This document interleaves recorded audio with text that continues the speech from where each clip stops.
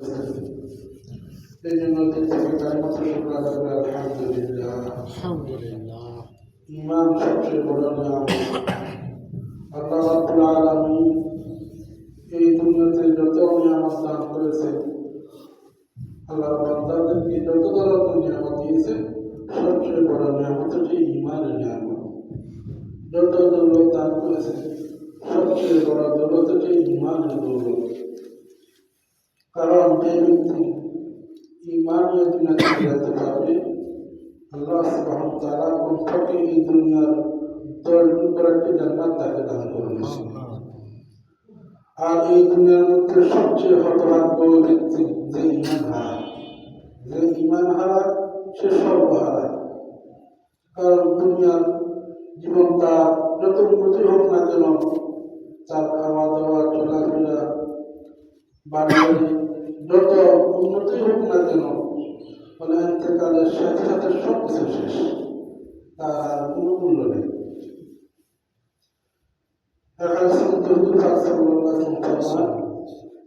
একটা এমন লোক যে পুরা জীবন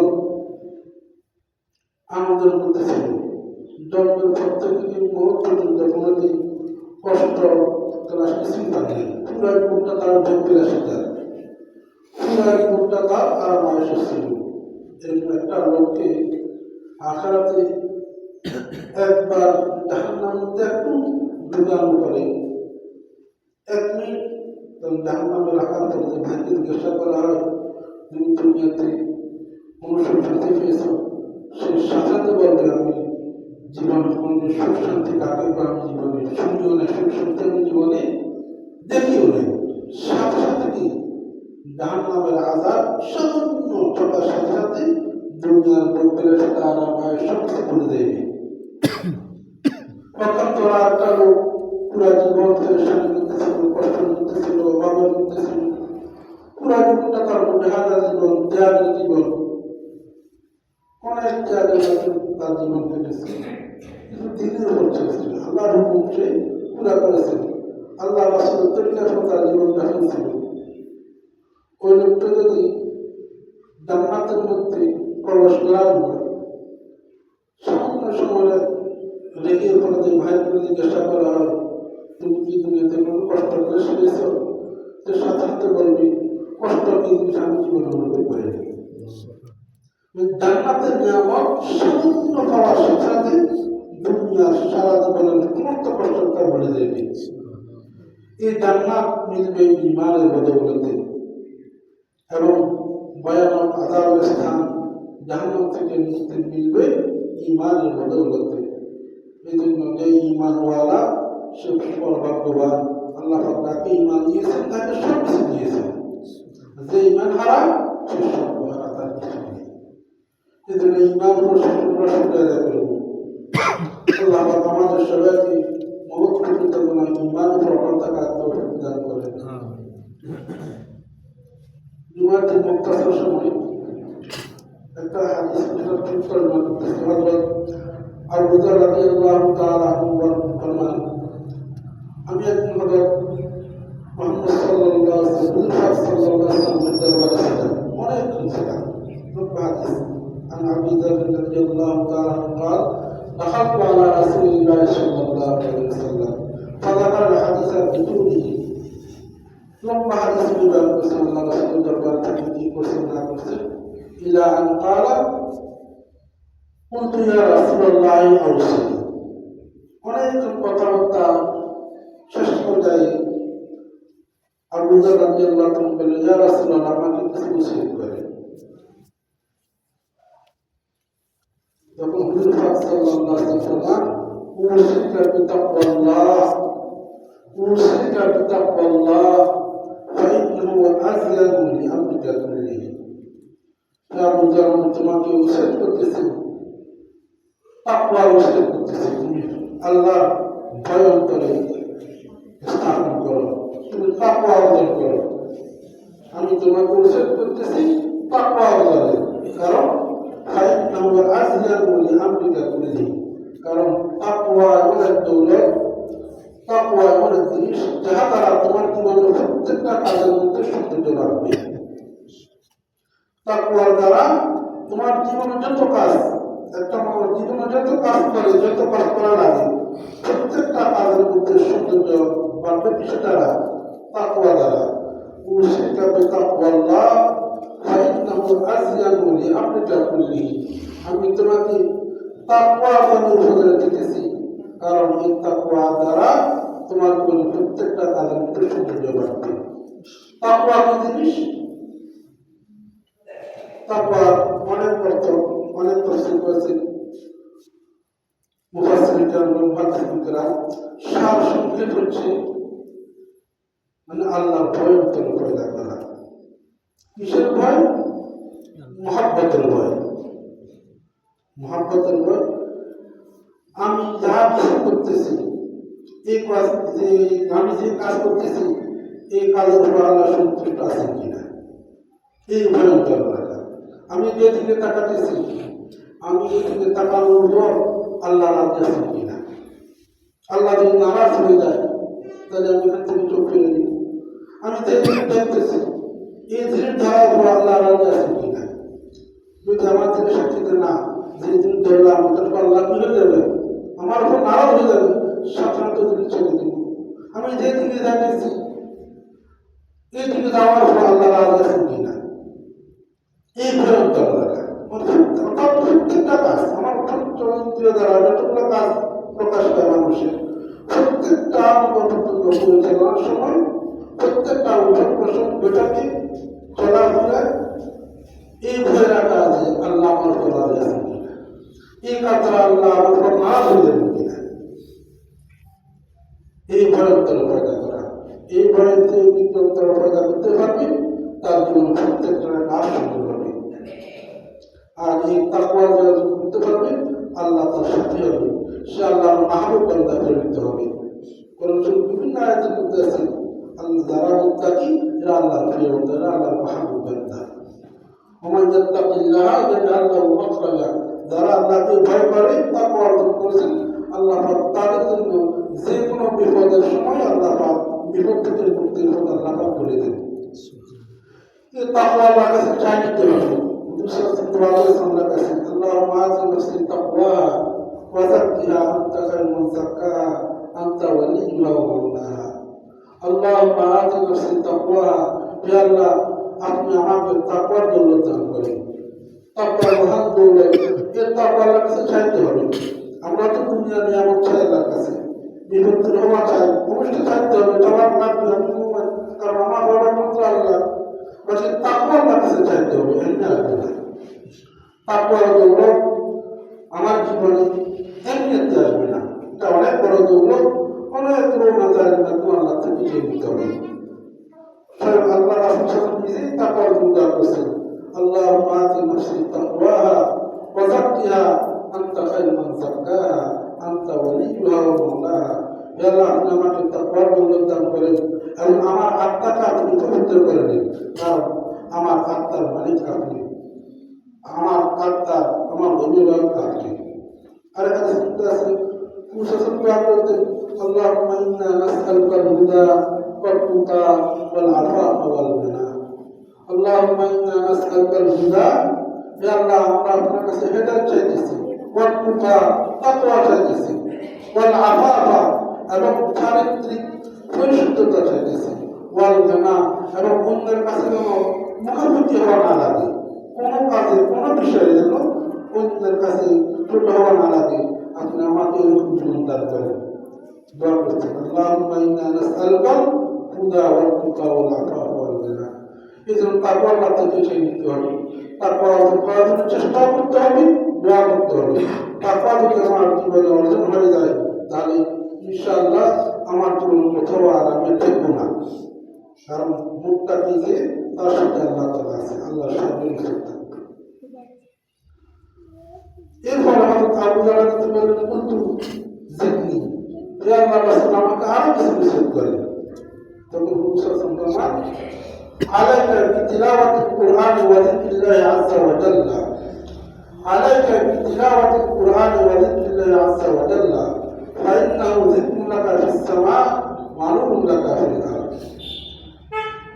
যা বুঝা, তুমি নিজের উপর জরুরি করে নাও কোরআন করিমের তেলাওয়াত এবং আল্লাহর জিকিরকে। তোমার দৈনন্দিন কর্ম তালিকার মধ্যে, কাজের তালিকার মধ্যে কিছু সময় তুমি নির্ধারণ করে নাও তেলাওয়াতে কোরআনের জন্য এবং কিছু সময় জিকিরের জন্য। নিজের উপর অবধারিত করে নাও, লাজিম করে নাও তেলাওয়াতে কোরআন কারীম এবং আল্লাহর জিকিরকে। আলাইকা বিতিলাওয়াতিল কুরআন ওয়া যিকরিল্লাহি আযজা ওয়া জাল্লা ফাইন্নাহু যিকরুন লাকা ফিস সামা। তুমি যদি নিয়মিত কোরআন মাজিদ তেলাওয়াত করো এবং আল্লাহর জিকির করো, এই তেলাওয়াত কোরআন কারীম এবং জিকিরের কারণে আল্লাহ তাআলা আরশ আজিমে তোমার আলোচনা হবে। আল্লাহ তাআলা মালায়ে আলা মুকাররাবিন ফেরেশতাদের সাথে তোমার কথা আলোচনা করবেন। তুমি দুনিয়াতে আল্লাহ জিকির করবে, আল্লাহ তাআলা তোমার আলোচনা করবেন ফেরেশতাদের সাথে। আলাইকা বিতিলাওয়াতিল কুরআন ওয়া যিকরিল্লাহি আযজা ওয়া জাল্লা ফাইন্নাহু যিকরুন লাকা ফিস সামা ওয়া নূরুন লাকা ফিল আরদ। এবং এটা জমিনে তোমার জন্য নূর হবে। কোরআন শরীফের তেলাওয়াত এবং আল্লাহ তাআলার জিকির জমিনে তোমার জন্য নূর হবে। নূর হলে কি লাভ? অন্ধকার রাত্রে হাতে যদি লাইট থাকে যে লাভ হয়, অন্তর্মুখ থাকলে সেই লাভ। আর যদি অন্ধকার রাত্রে ভয়ানক রাস্তা দিয়ে মানুষ চলে, হাতে যদি লাইট না থাকে, আলো না থাকে, তার যে পরিণতি, যে ভয়ের আশঙ্কা বা যে বিপদের সম্মুখীন হয়, যাদের অন্তরে জিকিরের নূর নাই, কোরআন কারীমের নূর নাই, তাদের অবস্থা তাই। অর্থাৎ হাতে যদি লাইট না থাকে, অন্ধকার রাত্রে ভয়ানক রাস্তা চলার সময় কোথাও গর্ত থাকে, ভেঙে যাবে, তো লাইট না থাকার কারণে আন্দাজে চলতে গিয়ে গর্তের মধ্যে ভেঙে যায়। লাইট না থাকার কারণে দেখা যায় রাস্তার বিষাক্ত সাপের লেজে সে পা দিয়ে ফেলছে, না দেখার আন্দাজ করে চলছে, সাপের পা করতেছে, সে মারা গেছে। লাইট না থাকার কারণে বিপদের সম্মুখীন হতে হয়। লাইট না থাকার কারণে দেখা যায় রাস্তার পাশে ৩০০ প্রাণী ভাগ বসে আছে, হাতে লাইট ছিল, সে দেখে না, আন্দাজ করে আসছে, অতর্কিত বাঘে হামলা করছে, সে তারপর হামলা করছে। এরকম হয়, মানুষ জীবন শেষ হয়ে যায়। আন্দাজ করে সে আসছে, হাতে লাইট ছিল না, অন্ধকার রাত্রে ভয়ানক রাস্তায়। এরকম হয়, হাতে লাইট ছিল না, অন্ধকার রাত্রে তার দুশ্মন রাস্তার পাশে ঢুকিয়েছিল, লাইট না থাকার পর সে দেখে নাই, অতর্কিত তারপর হামলা করছে। অন্ধকার রাত্রে হাতে লাইট না থাকলে ভয়ানক রাস্তায় মানুষের বিপদের সম্মুখীন হয়, এমনকি দুনিয়া থেকে শেষ হয়ে যায়, তার জান নষ্ট হয়ে যায়, দুনিয়া থেকে বিদায় নিতে হয়। ঠিক তদ্রূপভাবে কোনো ব্যক্তির অন্তরে জিকিরের নূর না থাকে, কোরআন কারীমের নূর না থাকে, তার জীবন চলতে গেলে এই অবস্থা ওরকম বিপদের সম্মুখীন হয়। কারণ কোনটা হালাল কোনটা হারাম সে বুঝতে পারে না, কোন কাজটা আমার জন্য উপকারী কোন কাজটা আমার জন্য অপকারী সে বুঝতে পারে না, কোন কাজ দ্বারা আল্লাহ নারাজ হবে, কোন কাজ দ্বারা আল্লাহ তার সন্তুষ্ট হবে সে বুঝতে পারে না। আমি যেদিকে দেখতেছি বা আমি যে কথা বলতেছি, যেদিকে তাকাতেছি, এই কাজ দ্বারা আমার জন্য কি জান্নাত তৈরি হইতেছে না আমার জন্য জাহান্নাম রেডি হইতেছে সে বুঝতে পারে না। আমি কি জান্নাতের দিকে চিন্তা অগ্রসর হইতেছি না জাহান্নামের দিকে অগ্রসর হইতেছি, নূর না থাকার কারণে কি বুঝতে পারে না। এই জন্য এই নূর লাগবে। যেরকম অন্ধকার, গভীর অন্ধকার রাত্রে ভয়ানক রাস্তা দিয়ে যদি কোনো ব্যক্তি এই ভয়ানক জঙ্গল পার হয়ে তার গন্তব্যস্থলে পৌঁছতে চায়, মন্দিরে পৌঁছতে চায়, নিরাপদে পৌঁছতে চায়, তাহলে অবশ্যই তার জন্য লাইট লাগবে। লাইট ছাড়া সে পৌঁছতে পারবে না। ঠিক তদ্রূপভাবে কোনো ব্যক্তি যদি আল্লাহকে সন্তুষ্ট করে জান্নাত অর্জন করতে চায়, আল্লাহর চিরস্থায়ী সন্তুষ্টির স্থান জান্নাতে যেতে চায়, তার জন্য জিকিরের নূর লাগবে, কোরআন তেলাওয়াতের নূর লাগবে। আর যদি না থাকে তাহলে যে কোনো মধ্যে সে বিপদের সম্মুখীন হতে পারে এবং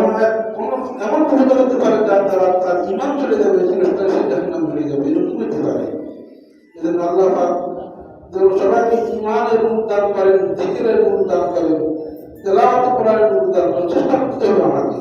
আলাইকা বিতিলাওয়াতিল কুরআন ওয়া যিকরিল্লাহি আযজা ওয়া জাল ফাইন্নাহু যিকরুন লাকা ফিস সামাই ওয়া নূরুন লাকা ফিল আরদ। এরপর আবু যর রাদিয়াল্লাহু আনহু বলেন, কুনতু যিকরি, ইয়া আল্লাহ আমাকে আরো কিছু উপদেশ দেন। তখন হুজুর সাল্লাল্লাহু আলাইহি ওয়াসাল্লাম ফরমান, আলাইকা বিতুলিস সামত ফাইন্নাহু মাতরাতুল লিশ-শাইতান ওয়া আউলাকা আলা আমরি দীনি। মুসাফির ফরমান, আবু যর তুমি বেশিক্ষণ সময় চুপ থাকাকে নিজের জন্য বাজার করে নাও, তার বিনা ফলের কথা বলিও না, কারণ চুপ থাকার দ্বারা শয়তান দূরে সরে যায়। চুপ থাকার দ্বারা শয়তান, এবং চুপ থাকার দ্বারা মন্ত্রের মধ্যে হিকমত, আল্লাহ পাকের পক্ষ থেকে হিকমতের পর্দা নাযিল হয়, এটা দ্বারা দ্বীনের কাজে সহায়ক হয়। আলাইকা বিতুলিস সামত ফাইন্নাহু মাতরাতুল লিশ-শাইতান ওয়া আউলাকা আলা আমরি দীনি। তুমি চুপ থাকা, বিনা ফলের কথা না বলা। আল্লাহ সুবহানাহু ওয়া তাআলা আমাদেরকে মুখ দিয়েছেন একটা, কান দিয়েছেন দুইটা, যারা হাকিম না বলতেছেন, এটার দ্বারা আল্লাহ পাক আমাদের ইঙ্গিত করতেছেন আমরা যা শুনবো তার অর্ধেক বলবো, আমাদের শোনা হবে বেশি, বলা হবে কম। কারণ কান দুইটা, মুখ একটা, এই জন্য আমরা যত কম কথা বলা যায়, প্রয়োজনের বাইরে কথা না বলা। প্রয়োজনের বাইরে কথা বললে দিন গাফিল হয়ে যায় আর ভুল হয়ে যায়, তার কথা বেশি হয়, তার ভুলও বেশি হয়। ভুল হতে হতে এমন কথা তার মুখে বের হয় যে কথার দ্বারা সে জাহান্নামের ভিতরে চলে যায়। এরকম আছে হাদিসের মধ্যে